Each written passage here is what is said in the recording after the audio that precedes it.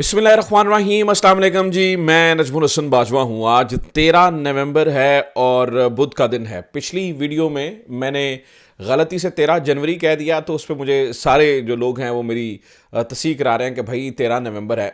मुझे भी पता है 13 नवंबर है, गलती से अगर छोटी मोटी गलती हो जाती है तो उसको छोड़ दिया करें। खैर जनाब, सुबह सवेरे कुछ बड़ी खबरें आपके साथ शेयर करने के लिए। सबसे पहली खबर तो ये है कि नाज़रीन इकराम, लोगों के टिश्यू पेपर की तरह इस्तेमाल होकर कूड़ेदान में जाने का वक्त हुआ चाहता है। ऐसे तमाम लोग जिन्होंने साथ दिया इस नई रजीम का और जिन्होंने कोशिश की इमरान खान को खुड्डे लाइन लगाने की, जिन्होंने अपनी इंटेग्रिटी को कुर्बान किया और जो सबसे बड़े भोंपू, सबसे बड़े टाउट बने रहे, अब उनके कूड़ेदान में जाने का वक्त हुआ चाहता है। इस्लामाबाद की ताकतवरों की सबसे अहम तरीन, सबसे कारगर लौंडी, घर की लौंडी जिसे आप कह लें, उनके फारिग होने का वक्त हुआ चाहता है। और उसके मुतबादल में जिस शख्स को लेके आया जा रहा है वो उससे भी बड़ा मजाक है। यानी कि ये शख्स जो मौजूद था, ये बहुत बड़ा मजाक था। मुझे लगता है कि इस शख्स ने जितना इमरान खान को हर्ट किया है, जितना इमरान खान के खिलाफ काम किया है, या जितना इमरान खान की पार्टी को नुकसान पहुंचाया, इस शख्स से ज्यादा किसी शख्स ने, यानी कि इस वक्त समझ लीजिए कि पाकिस्तान की तमाम तर बुराइयों की जड़ ये शख्स है जिसके फारिग होने के वक्त आ चुका है। और उसकी जगह जिस शख्स को लगाने की बात की जा रही है वो समझ लीजिए कि उससे ज्यादा नहीं है तो उससे कम भी नहीं है, यानी कि दोनों बराबर बराबर के। और एक के जलील होकर निकलने का वक्त आ गया है और दूसरे के जलील होने का वक्त मजीद शुरू होने वाला है।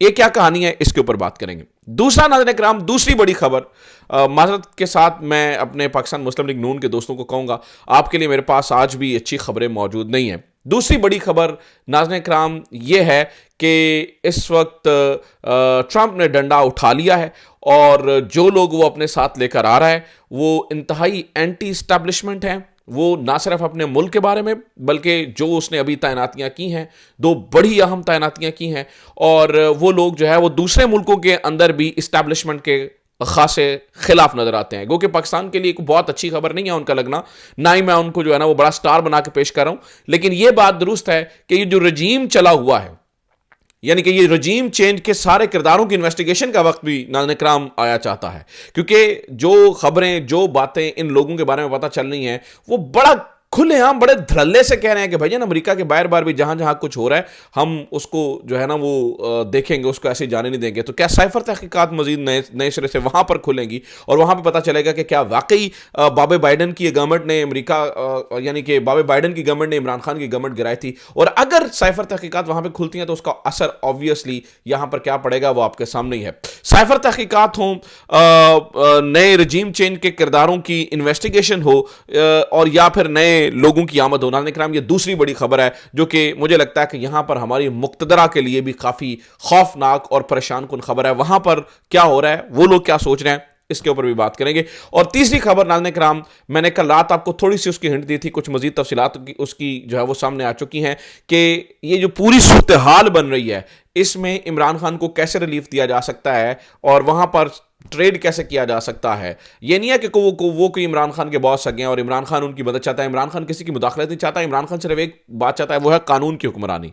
इमरान खान कानून की हुक्मरानी के लिए लड़ेगा। लेकिन जब वहां से इस बात के लिए जोर आएगा कि भाई कानून की हुक्मरानी करो, झूठे मुकदमात खत्म करो, सबको जो है ना वो लेवल प्लेइंग फील्ड दो, तो यहां से क्या वहां पर जवाब दिया जाना है, वहां वो भी मामला तैयार कर लिया गया है, वो भी सोच लिया गया है कि इमरान खान को कैसे रिलीफ दिया जा सकता है। तो कुल मिलाकर काफी ज्यादा खबरें हैं, अहम तरीन खबरें हैं।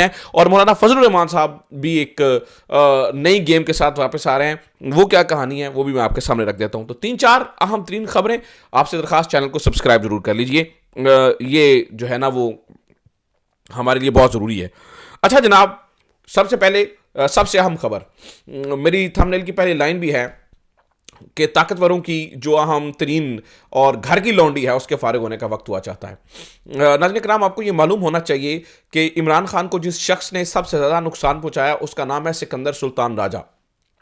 पूरी दुनिया में जो कुछ दिल होता रहता, एक शख्स, यानी कि आपने इस शख्स के बारे में याद रखना है। ये कब से काम इसने शुरू किया, जब उमर अता बंदयाल साहब चीफ जस्टिस थे और उन्होंने नोटिस लिया था, उन्होंने बुलाया था, उन्होंने इलेक्शंस के लिए कहा था। ये वो सिकंदर सुल्तान राजा साहब, पहले ये वो शख्स हैं जिन्होंने तब कहा था जी हम इलेक्शंस नहीं करवा सकते। ये काम तब से जारी है।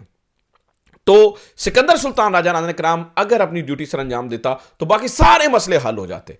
अब सिकंदर सुल्तान राजा को यह लालच दी गई और पिछले दिनों में इन्होंने कहा कि भाई कानून साजी ऐसी कर रहे हैं कि अगले 10 साल भी अगर सिकंदर सुल्तान राजा अपनी रिटायरमेंट के बाद रहेगा तो कोई मसले वाली बात नहीं है। यानी कि इन्होंने नई कानून साजी ये की कि जब तक नया चीफ इलेक्शन कमिश्नर नहीं आता, पुराना इलेक्शन कमिश्नर और इलेक्शन कमीशन के तमाम मेंबरान जो है वो उसके ऊपर काम कर सकते हैं। तो एक लालच दी गई सिकंदर सुल्तान राजा को कि भाई तुम हमारे साथ जो है ना वो काम करते रहोगे।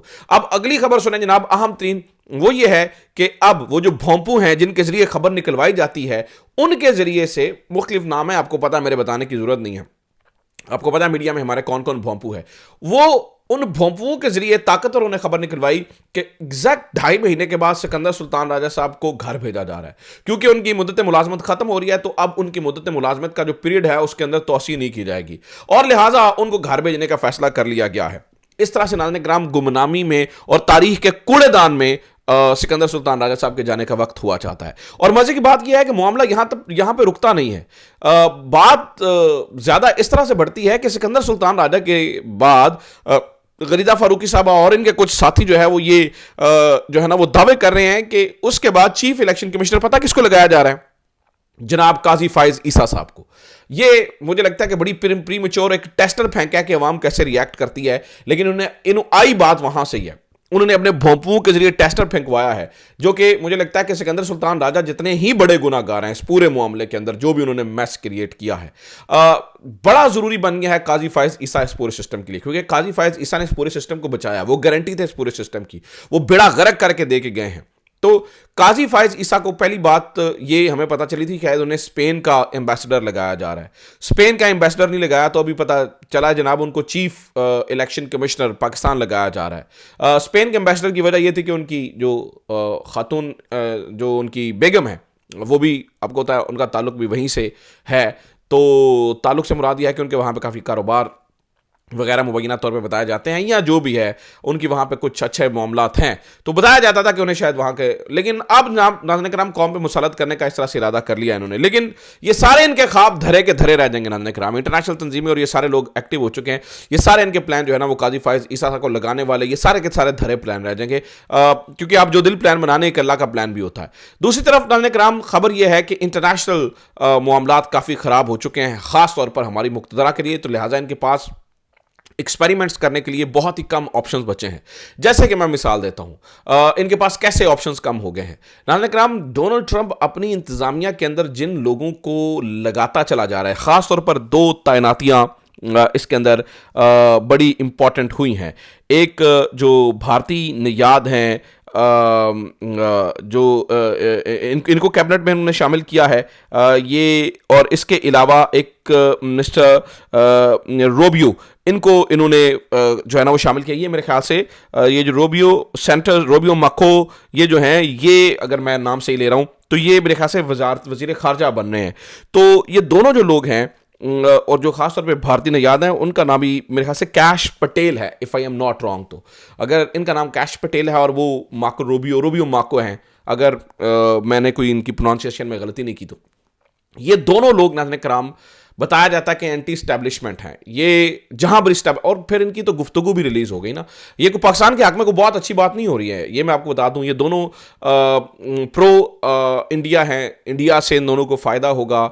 ऑब्वियसली पाकिस्तान के पास ऑफर करने के लिए बहुत कुछ नहीं है। इससे पहले अफगानिस्तान वॉर चल रही थी तो उसमें बहुत सारी चीज़ें हो रही थी, अब पाकिस्तान में ऑफर जो है ना वो इनके लिए नहीं है। और ये भी बताया जाता है कि ये जो 2 लोग हैं, इनका मिडिल ईस्ट की वो जो जंग है, फ़लस्तीन वगैरह, इनके बारे में भी कोई अच्छे ख्यालात नहीं हैं। ये बड़े सख्त मिजाज लोग हैं, लेकिन पर्टिकुलर मामलात के ऊपर। लेकिन नाज़रीन किराम, इसके साथ जो एडिशनल चीज़ है वो ये है कि ये मुक़्तदरा को किसी भी मुल्क के अंदर सपोर्ट नहीं करते हैं, नहीं हैं, बल्कि करने का इरादा नहीं रखते हैं, इसे इस तरह से कहना चाहिए। ये कहते हैं कि भाई जहाँ पर भी